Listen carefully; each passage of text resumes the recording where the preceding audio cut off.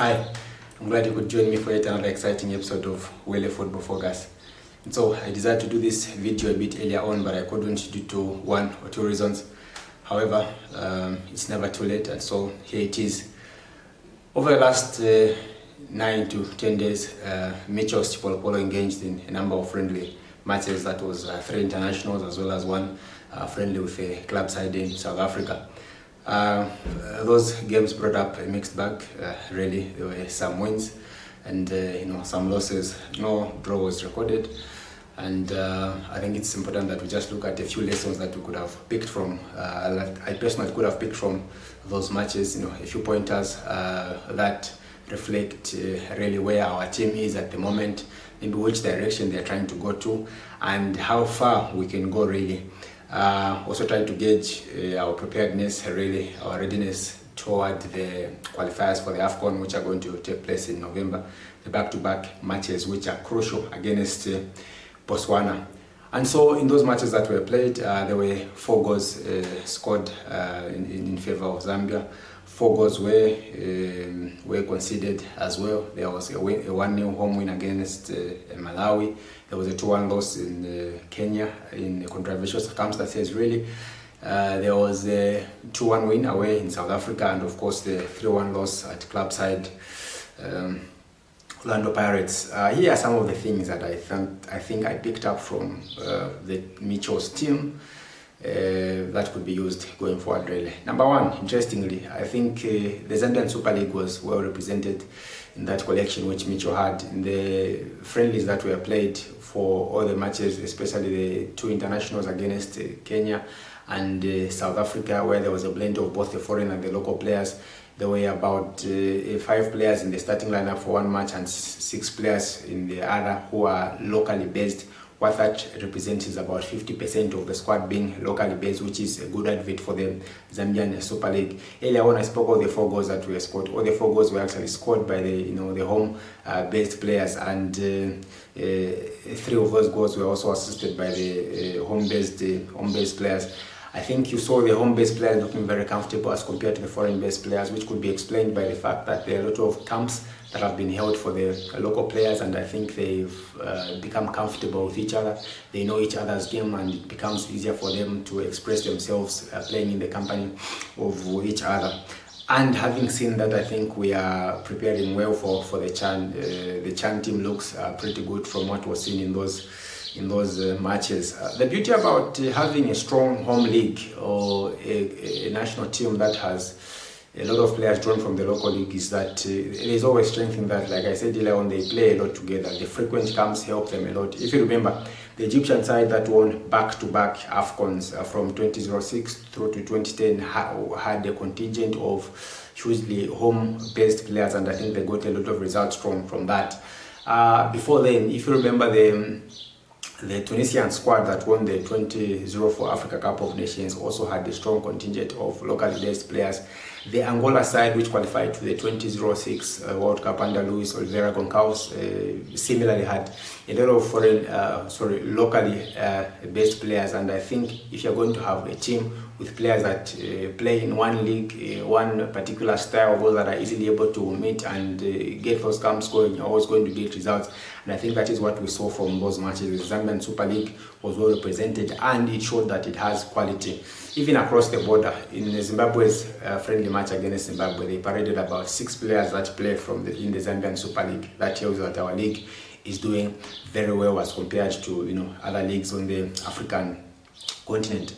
The other thing that we saw with Micho'S side, I think we saw a number of good tactical hints as to where he wants to take his side, as well as a mental shift that you may have observed. On the tactical side, I think the high press was easy to see, especially against South Africa and Kenya. We tried to press from up high on the pitch, and because of that, we're also required to play the high line. Now, it is basically a prerequisite. If you're going to play the high press, you need to play a high line, so that you're going to close up the spaces, so that you play closer to each other.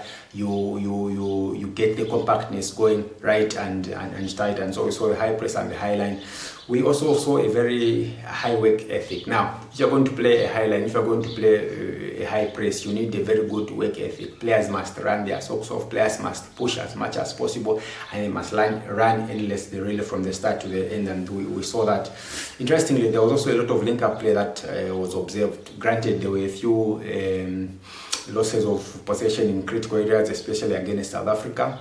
But then it was impressive to see that once more the Zambian players are trying to link up, playing the ball on the ground, trying to join into play, trying to work a lot of combinational play, which is good. That is something we've not seen in our football for a long time, because for a long time our sides have gone from the back, the long diagonal onto the main strikers, which does not really suit our players because they are not really the biggest. And above all, most Zambian players are blessed with a lot of skill, and that skill is only going to be seen if the ball is put on the ground. We saw a lot of that against South Africa, which is a good thing, and I think Micho'S is going to try and continue in that same way.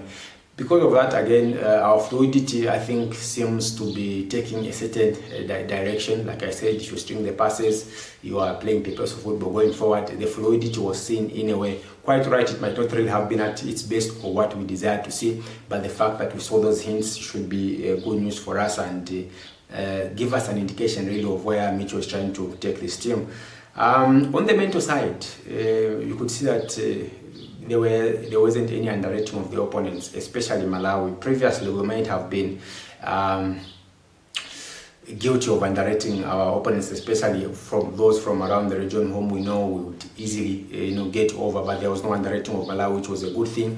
We still approached the Kenya game with a lot of respect for Kenya, which is important. The attitude was right from the players and from the technical bench, even in the way that the team set up, as well as, interestingly, we showed an ability to come back in matches. If you remember the game against South Africa, that's a match that we dominated for a lot of minutes, but then when we conceded, naturally in certain instances you expect a team to go flat. Naturally in certain instances you expect a team to suffer a mental paralysis, because they've done everything and then they cannot score. But then even after we conceded, we still managed to get back. Interestingly, the subs that were made, I think, changed the complexion of that match. Most of those are home-based as well, and so it still gets back to the earlier point that I stressed of the strength of our league. But crucially, it's about our ability to come back into matches, which we demonstrated on that occasion. Now, tactical versatility and tactical astuteness, as well as mental fortitude, are always going to be key if you're going to attain any success in any venture. And so if our team is going to have that as part of their pillars, then we are good to go. So it was good to see those. Going forward, I think the individual ability as well as what the collective are able to bring was tested really in those matches. We saw matches where individual brilliance came to the fore. If you remember the Kelvin Kampamba pass from deep onto Collins Kombe for the goal against Malawi, that was an exquisite one. Similarly, Kampamba provided the assist for Chabola in the game against Kenya, which shows a lot of individual brilliance. The impact players that were able to come on show that there is individual brilliance. Similarly, we could see the brilliance from the team as well. It's about players knowing their combinations. It's about players knowing the strength of each other, the weaknesses of each other, and that way they're able to complement each other. If you're going to look around the pitch and see player A or see player B, and you know what their strengths or weaknesses are, then you know how you're going to play against them, and that is exactly what we saw in those matches. There were a few players that I would want to look at, really, those that are fairly new to the international scene. Chinese Asulu showed that he has what it takes. Of course, he's not ready fully, but I think from what we've seen, there is enough to suggest that he deserves another call up to the national team and should be part of the fixture going forward, really. Kondwani Chibonyi also showed glimpses exactly of what he does at Power Dynamos. Of course, he was a bit of a letdown in the final ball distribution, but defensively, if he's able to do his primary duties very well, then that should be good enough. Zakaria Chilongoshi, as always, was a good outlet on the left side, did very well, but of course was tormented against South Africa by Pesitao. I think especially in the first half, he got a lot of joy from his wing.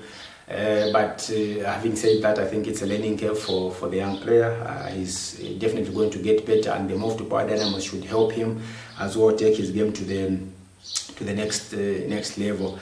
Leonard Mulenga, there's been a lot of talk about him at Green Buffaloes and the quality that he brings to the fore. It was good to see that he's a calming effect in that middle of the park. The way he handles the ball, his ball retention, his ability to distribute the ball was refreshing to see. I would love to see a lot of him going forward. Kelvin Kapumbu did fairly well, but of course there was a moment of lapse, especially in the goal that we considered against South Africa. In the middle, we had a breakdown, and then there wasn't enough cover from enough pressure on the ball from those in the central areas, and because of that we suffered. A throw ball was traded by Tau, which Kigan Doli latched onto and scored. But those are mistakes, or those are lapses which you expect that as time goes on they are going to be worked on, and we're going to start getting joy. Impressively, Benson Sakala showed that he can be a reliable player. There are times when he's scored up, he's not scored up, but whenever he's scored up, I think he always puts in his A game, and he was impressive once more in the position that he played. Centre back, chipped in in the middle of the park. He was exceptional, really, and you expect that to continue whenever he scored a point. He's a Mr. Reliable. Sebastian Mange didn't disappoint as well, covered himself in a bit of glory. Really, there are certain saves that he made that stood out, and our goalkeeping situation is not really a secret.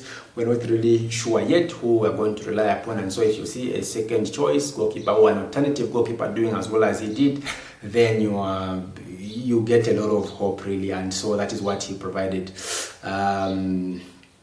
Pretty interesting from the players, really. Something else that I think struck my attention is that you could see that Micho has a plan. There were certain patterns of play that were repetitive, and that tells that the coach is trying to work on something. We tried to use the overload and isolate principle on a number of times, where you take the ball into a certain area, try to get more numbers than what the opponents have in that area, get the dominance from there, and then switch the ball to an area where they're not really expecting it. We also saw the third man running in attack, which resulted into a Skombe's goal against Malawi. The other thing I liked about what I saw about Micho'S team is that he had different approaches. Against Malawi, he was trying to, I think, fuse in the new players, or those that haven't yet really played for the national team for a long time, trying to fuse them into the fold, and he did not really put so much pressure on them. I think he still gave them the license to go out there and express themselves, and they did not really disappoint. Quite right, the game against Malawi might not really have been very pleasing to the eye, but if you look at it from a point of trying to give some people game time, trying to give some people a learning curve, I think it served its purpose. The player combinations that he tried were interesting for me as well, and so you also can tell that he has a plan. For me, I want to look at him as I think he's approaching this in a threefold, triple threat, really. There's one eye on the CHAN, which will be played next year. We could see from the team, especially against Malawi, that is purely a CHAN team. There's also another eye on the qualifiers, which you could see from the co-ops that he made. Yes, granted, some players did not come, some came, one was asked to leave camp, but you could see from those selections that there's also an eye on the qualifiers for the African Cup of Nations. And beyond that, there's also an eye for 2022 and even beyond. For me, the call-up of young Sabobo to join the squad, the under-15 sensation, was a good one.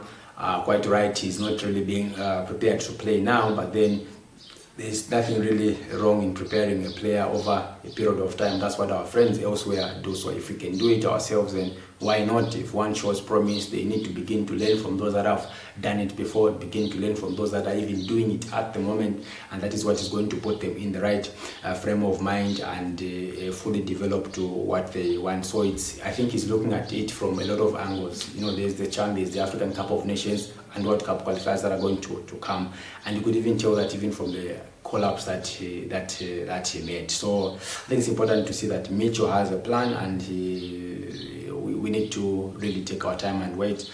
Finally, the other thing that I noted is I think we need to remind ourselves of the need to trust the process.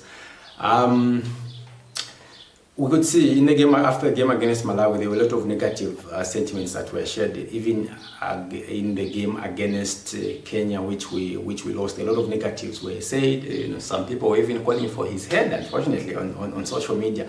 I found that pretty interesting, really.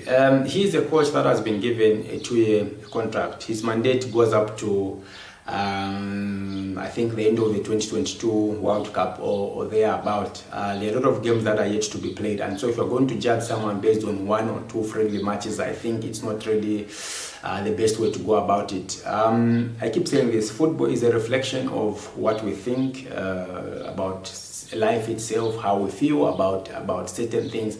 And so if we're going to be so negative about one not posting the performance that we require or the result that require just one result, and then it shows how impatient we can be as a people, and maybe that is how impatient we are even with ourselves when we make certain decisions that they don't seem to be going the way that we wish they were.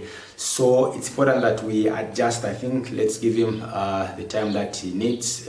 Clearly there is a plan at play, but then that plan will take time. Things do not just happen in one day. And so I think the foundation is being laid, and the point I look forward to is the point where we're going to go to a point where we are not just always going to be rebuilding, but basically building on what we already have. And from what we are seeing in the early days of Micho, I think he's trying to lay a foundation which, when whoever comes after him or even himself in the next cycle of 3 to 4 years, is still just going to be building upon something that is already established. And for that to happen, I think we need to give him a lot of times. And so at the end of that, those friendlies, those matches, it is 3 wins out of 4 for Micho. It is 3 quarters, 75%, which is a good start. Let's see what he has for us going forward. I would love to hear your views, your comments about this subject or any other subject really surrounding the Zambian national team. Leave your comments in the comment section. You can inbox, and let's keep talking about Zambian football. Thank you so much for joining me. I hope you enjoyed this presentation. I hope to see you sometime soon. I hope to do a lot of these videos so that we keep sharing knowledge about the Zambian game and see how we can all play our small parts in improving our game, really. Thank you so much. Until next time. Bye-bye.